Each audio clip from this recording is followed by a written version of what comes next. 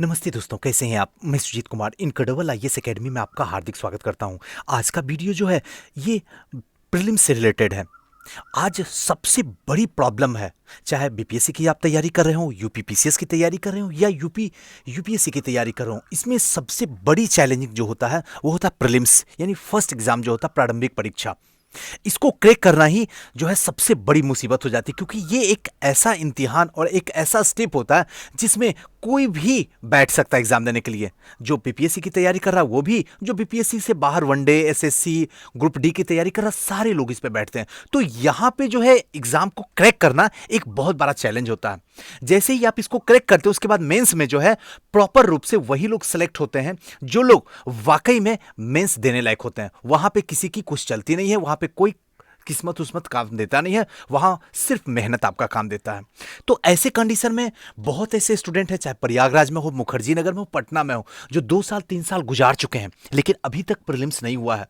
ये मैं कोई उन पे ताने नहीं मार रहा हूं, लेकिन हां, ये जरूर बताने की कोशिश कर रहा हूं कि जो नहीं रुक पाया है, यानी कि नहीं हो पाया आपका एग्जाम, इसके पीछे का जो वजह है वो आप खुद ही हैं।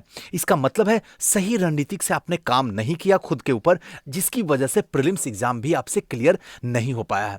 ये जो है एक तरीके से छटनी है। मतलब क्या है? बेवकूफ लोगों को बाहर का रास्ता निकालने का लिए एक स्टेप है जिसको कहते हैं प्रीलिम्स एग्जाम। आइए जानते हैं क्या इसकी रणनीति होनी चाहिए जिससे कि किसी भी हालत में 2020 में आपका यूपीएससी हो, यूपीपीसीएस हो या बीपीएससी हो, आपका रिजल्ट नहीं रुकेगा अगर इस रणनीति पे आप काम करेंगे तो। इससे पहले जैसे ही लॉकडाउन खत्म होगा उसके बाद आप कोचिंग के पीछे दीवानगी पैदा करेंगे, तो इस समय आपके पास में एक बेहतरीन ऑप्शन है sure success civil services classes, जहां पे बीपीएससी के बदलते पैटर्न के अनुसार से बच्चों को पढ़ाया नहीं बल्कि सिखाया जाता है। प्रीलिम्स हो या मेंस की क्लास हो, डेली ग्रुप डिस्कशन होता है, इससे कि कभी भी आप इंटरव्यू से बाहर ना निकल सके। डेली क्लास होता है, पर डे टेस्ट होता है, वीकली टेस्ट होता है, और सबसे बड़ी बात, सबसे कम फीस में आपके सपनों को एक उड़ान भरता है, और वो है sure success civil services classes.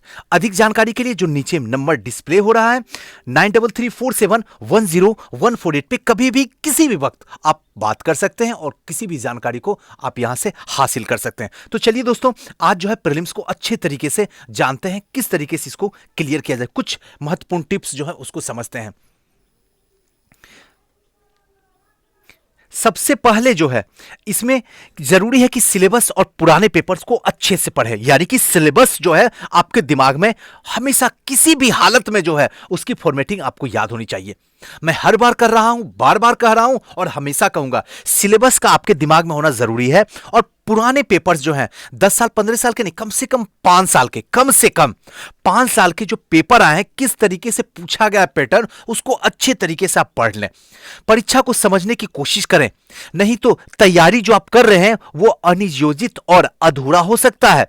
Paper के सभी विषय जैसे कि राजनीतिक, भूगोल, इतिहास इत्यादि के अलग अलग क्षेत्रों की सूची बना लें। जो पिछले 3-4 सालों में आए हों उन्हें पुस्तक, अखबार, इंटरनेट के जरिए पढ़ें।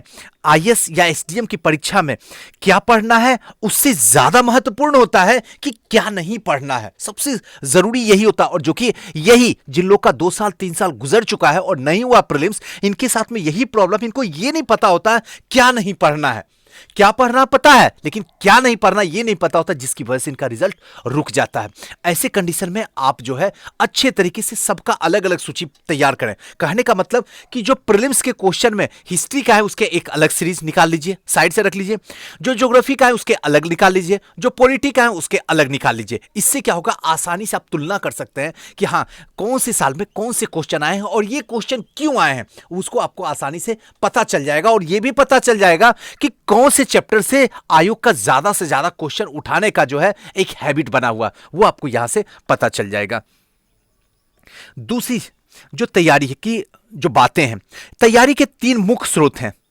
पहला जो है वो एनसीईआरटी, दूसरा जो है स्टैंडर्ड बुक, और तीसरा जो है टेस्ट सीरीज हल करना। और इन तीनों को रिवीजन जो है सबसे इंपॉर्टेंट है, जो कि ये तीनों आप नहीं करते हैं, बिल्कुल नहीं करते हैं, जिसकी वजह से आपका रिजल्ट रुक जाता है। अगर आप एनसीईआरटी को अच्छे तरीके से खंगाल लेते हैं, एक दूसरा जो है एक स्टैंडर्ड बुक होता है मेंस के लिए, आपको बता ही चुका हूं, आप देख लीजिए, वो स्टैंडर्ड बुक आप पढ़ते हैं। तीसरा जो है टेस्ट सीरीज, अगर टेस्ट सीरीज आप किसी संस्था में नहीं लगाते हैं या कोई संस्था बेकार है, तो कोशिश कीजिए जो प्रीवियस ईयर क्वेश्चन आया हुआ उसी को आप अपने से बैठ के टाइम टू टाइम उसको जो है हल करने की कोशिश कीजिए। और साथ साथ में रिवीजन तो बहुत ही इंपॉर्टेंट है। रिवीजन और कंटिन्यूटी के बिना तो आप जिंदगी में कभी भी आईएएस या एसडीएम बन ही नहीं सकते हैं, इसलिए रिवीजन पे बहुत ज्यादा जोर देना होगा। नेक्स्ट जो है सभी जरूरी पुस्तकें, जैसे कि परीक्षावाणी की सीरीज हो गई, घटना चक्र का पूर्वावलोकन हो गया, एनसीईआरटी, इन तीनों के सिवा अगर एक्स्ट्रा आप कुछ भी घर में आप रख रहे हैं तो समझ लीजिए कि आप पास ही नहीं होना चाहते हैं। एक लाइन का आंसर है, कर भी है लेकिन दिल की बात, उसके बाद भी अगर आपको लगता है नहीं सर वो सर ऐसे बोले थे, वो सीनियर ऐसे बोले थे, वो बाबा ऐसे बोले थे, ठीक है ना, अगर वो बोले हैं तो रख लो ना, वो भी अनसक्सेस है, आपको भी अनसक्सेस कर देंगे, आप भी उसी सीरीज में कल बन जाओगे, जाके बैठ जाओगे। और सबसे बड़ी चीज है कि 1 साल का समसामयिकी आपके पास में होना बहुत जरूरी है, जो कि आप कभी भी विश्वसनीय जो संस्था आप मानते हैं आप उससे ले लीजिए, जैसे विजन हुआ, विजन का होता है, या फिर आप परीक्षा मंथन का ले सकते हैं, घटना चक्र का ले सकते हैं। और साथ साथ में अगर आप नोट्स बनाते हैं करंट अफेयर का तो उसको रिवीजन जरूर कीजिए। ऐसे करते समय पुराने प्रश्न पत्रों के सवाल सिलेबस को ध्यान में रखना होगा, जो समसामयिकी है उसके भी पुराने पेपर को ध्यान में रखना होगा, और समसामयिकी का सिलेबस को भी देखना होगा कि समसामयिकी का सिलेबस क्या दिया है, कहां से पूछेगा, उस चीज को आपको पकड़ना जरूरी है। नेक्स्ट जो है समसामयिकी का योगदान कम से कम आज के जमाने में 50% हो चुका है समसामयिकी का। उसके साथ में 50% में आपका ज्योग्राफी, पॉलिटी, इकोनॉमी, साइंस वगैरह वगैरह सब कुछ एक साथ होता, 50% सीधे करंट का हो गया है। प्रीलिम्स में तो उसके लिए कम से कम 3 स्रोत होना जरूरी है समसामयिकी के लिए। एक जो होता है न्यूज़पेपर, जो कि दैनिक जागरण का राष्ट्रीय संस्करण इंपॉर्टेंट है हिंदी मीडियम वाले के लिए, और इंग्लिश मीडियम में आप हैं तो द हिंदू। इसके सिवा अगर एक्स्ट्रा कोई पेपर पढ़ रहे हैं तो आप बेवकूफी के सिवा और कुछ नहीं कर रहे हैं। ज्यादा पढ़ने की जरूरत नहीं है, बल्कि कम चीजों को ज्यादा पढ़ने की जरूरत है। अब भी मैं बता रहा हूं, बहुत ऐसे स्टूडेंट हैं जो कि हिंदू का भी ले लेते हैं, द टाइम्स ऑफ इंडिया भी ले लेते हैं, दैनिक जागरण भी लेते हैं, भास्कर भी ले लेते हैं, उसके साथ साथ में बहुत सारे न्यूज़पेपर ले लेते हैं और सोचते हैं उसको पढ़ने से आप सिलेक्शन। हर जी, उसको पढ़ने से आपका सिलेक्शन नहीं होगा। जितना ज्यादा पढ़िएगा उतना ही ज्यादा अनसक्सेस कर जाइएगा। बस सिलेक्टेड चीज पढ़िए और बार बार पढ़िए, आपका सिलेक्शन होने से आप भी नहीं रोक पाइएगा खुद को, अदरवाइज आसानी से आपका रिजल्ट रुक जाएगा। 2 ऑनलाइन स्रोत होते हैं, जैसे कि दृष्टि या विजन, यहां से आप उठा सकते हैं, स्रोत बहुत बेहतरीन है। न्यूज़पेपर को कवर करें और समय समय पर रिवीजन तो करते ही रहें, एकदम जब भी समय मिले इसको रिवीजन तो करना ही होगा। पिछले 3-4 सालों में पैटर्न को देखते हुए फैक्चुअल जानकारी, जैसे कि नेशनल हुआ, पार्क हुआ, ज्योग्राफिकल लोकेशन हुआ, एनिमल हुआ, जो न्यूज में आते रहते हैं, जो न्यूज़पेपर में आते रहते हैं, उसको जो है शॉर्ट नोट्स बना के रिवीजन करने की कोशिश करें, जो हमेशा फैक्चुअल आते रहता है। और जो हमेशा, जैसे कि यहां पे 5 चीजें आपको बोलना चाहता हूं, जहां स्वच्छता की बात आ गई, जहां पूर्वोत्तर भारत की बात आ गई, जहां पे जल जंगल जमीन की बात आ गई, और जहां महिलाओं की बात आ गई। इसका मतलब है इन चारों एरिया को आप पकड़ लीजिए कि आयोग जो इस चारों एरिया को पकड़ चुका है। इस चारों एरिया पे पूरा फोकस लगा के पढ़िए, क्योंकि क्वेश्चन यहां से दागने वाला है आयु। बाकी अगर नहीं पढ़िएगा तो आपकी इच्छा है। अब नेक्स्ट जो है समय सारणी को इस तरीके से बनाई जो ऊपर लिखे गए कार्य परीक्षा के 1 माह पहले खत्म हो जाए। मतलब क्या, इस तरीके से आपको टाइम टेबल बनाना होगा जो कि परीक्षा के 1 महीना पहले, मान लीजिए कि अगर एग्जाम आपका अक्टूबर में हो रहा है तो सितंबर तक में आपका पूरा का पूरा टाइम टेबल फिक्स होना चाहिए कि इसमें पूरे सिलेबस को आप कवर कर सकते हैं। अंतिम 1 माह में प्रीलिम्स टेस्ट सीरीज को विश्वसनीय संस्था के साथ में या फिर प्रीवियस ईयर जो भी क्वेश्चन है वहां से आप इसको लगाइए, रिवीजन कीजिए, और साथ साथ में उनके जो एक्सप्लेनेशन होते हैं उनको ध्यान में रखिए। अगर किसी संस्था से आप जुड़ने जा रहे हैं तो कोशिश कीजिए कि जो आपका टेस्ट सीरीज चलाता है उससे नहीं जुड़िए, बल्कि उस टेस्ट में जो क्वेश्चन वो दिया है उसको भी एक्सप्लेन करता है तो वहां जरूर जुड़िए। जैसे कि आज की डेट में आपके पास में श्योर सक्सेस संस्था है, हम लोग जो भी क्वेश्चन देते हैं वो सारे के सारे एक एक क्वेश्चन को अपने फील्ड के जो एक्सपर्ट होते हैं वही चर्चा करते हैं। ऐसा नहीं कि ज्योग्राफी का हम ही कर रहे हैं, हिस्ट्री का भी हम ही कर रहे हैं, पॉलिटी का भी हम ही कर रहे हैं, ऐसा नहीं है। अगर हम हिस्ट्री लिए तो हिस्ट्री की चर्चा हम करेंगे, ज्योग्राफी वाले सर ज्योग्राफी की चर्चा करेंगे, पॉलिटी वाले सर पॉलिटी की चर्चा करेंगे, सबके अलग अलग है। नेक्स्ट जो है, रिवीजन करने के कई तरीके हो सकते हैं। जो आप रिवीजन करते हैं उसके बहुत सारे तरीके हो सकते हैं, जैसे कि बार बार लिख कर कीजिए या छोटे नोट्स बना के कीजिए। मैं इसमें सबसे ज्यादा इंपॉर्टेंट देता हूं बार बार लिख के कीजिए, बहुत इंपॉर्टेंट है। जो भी आप पढ़ते हैं उसको रगड़िए, जब तक आप रगड़िएगा नहीं तब तक चमकिएगा नहीं, और जब तक चमकिएगा नहीं तब तक आप कभी भी सक्सेस नहीं कर पाइएगा। नेक्स्ट है, किसी भी विषय को कम या ज्यादा महत्व ना दें, क्योंकि आयोग आपको कभी भी सरप्राइज कर सकता है। इसलिए सभी विषयों पर पूरा करके जाइए। कभी भी ये नहीं सोचिए कि चलिए पिछले बार जो है ज्योग्राफी से एक भी क्वेश्चन नहीं दिया था तो चलो ज्योग्राफी को छोड़ देते हैं या पॉलिटी को छोड़ देते हैं, हिस्ट्री को छोड़ देते हैं। ऐसी भ्रम में मत रहिए, क्योंकि आयोग ने जो सिलेबस दे दिया उसी के अंदर पूछेगा। लेकिन हो सकता है कि आज इस पिछले बार जो पॉलिटी के 50 क्वेश्चन पूछे हैं, तो हो सकता है इस बार जो है 5 क्वेश्चन भी पूछ सकता है। इसलिए सरप्राइज आयोग देता ही है और देता ही आया है हमेशा, और अगली बार भी देगा और इस बार भी देगा, मान के चलिए। इसलिए सिलेबस को आप पूरी तरीके से कवर करके जाइए, जिससे कि आयोग जिस तरीके का सरप्राइज देना देते रहे, आपका सिलेक्शन हो जाए। नेक्स्ट जो है 10वां पॉइंट, याद रखिए अंतिम क्षणों में नई चीजों को पढ़ने से बचिए। जब भी अंतिम क्षण आ जाए तो नई भी चीज कुछ भी जो है उसको पढ़ने से बचिए, क्योंकि ज्यादा स्मार्ट बनिएगा तो रिजल्ट आपका बेकार होना तय हो जाएगा।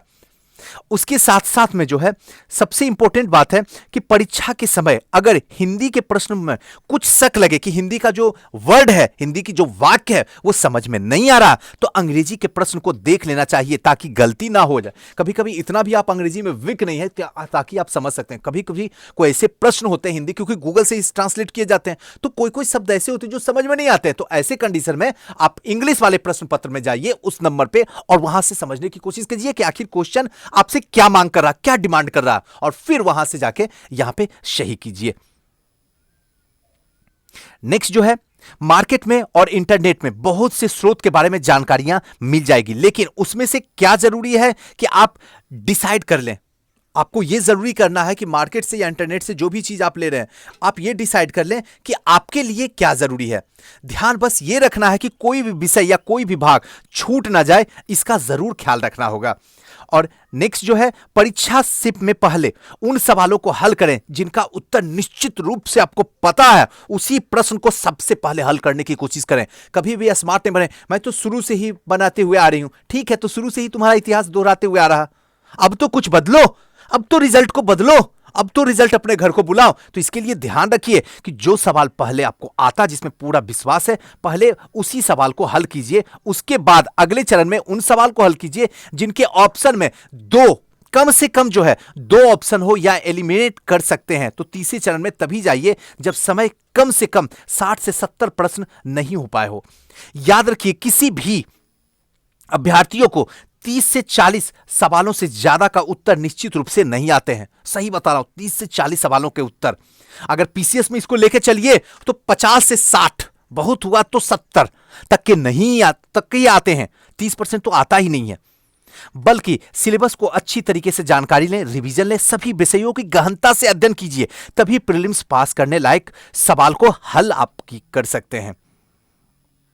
नेक्स्ट है कि याद रखिए, कोचिंग ज्वाइन नहीं करें।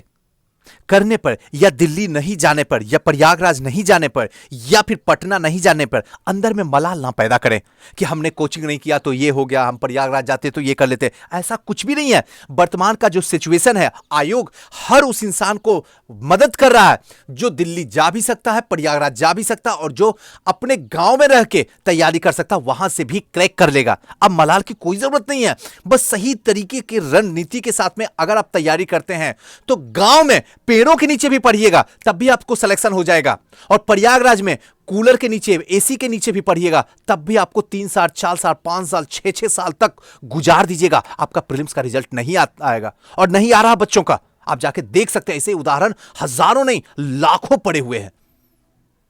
तो इसलिए कभी भी मलाल करने की कोई जरूरत नहीं। आप जहां है वहीं से इंटरनेट आज के डेट में जियो धन धनाधन चल रहा है, आप उसका यूज कीजिए, और आप भी जो है रिजल्ट धन धनाधन देके परिवार को जो है खुशियों का माहौल दीजिए।